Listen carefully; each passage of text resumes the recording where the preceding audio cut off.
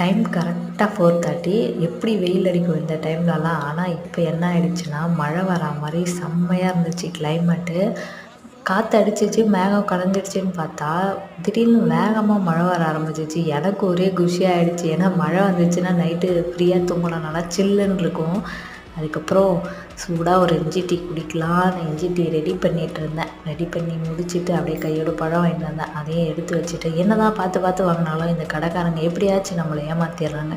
ஒரே ஒரு மாதுளம்பழம் மட்டும் அழுகி போன மாரி வந்துருச்சு. மனசே கஷ்டமாயிடுச்சு. அது என்னவோ ஏமாந்துட்ட மாரி ஒரு ஃபீல் ஆகுது. அது என்னன்னு எனக்கு தெரியல. எனக்கு மட்டும் தான் அப்படி தோணுதா? இல்லை எல்லாருக்கும் அப்படி தோணுமான்னு தெரியல.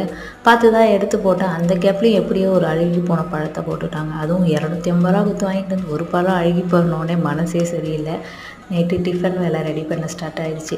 தாத்தாக்கு உப்புமா பண்ணிவிட்டு, எனக்கு வந்து இட்லியும் வெங்காயம், தக்காளி போட்டு சூப்பராக ஒரு சட்னி அரைச்சி சாப்பிட்டேன். என்ன ஃபுட் இருந்தாலும் இட்லி சாப்பிட்டா தான் எனக்கு பிடிக்கும்.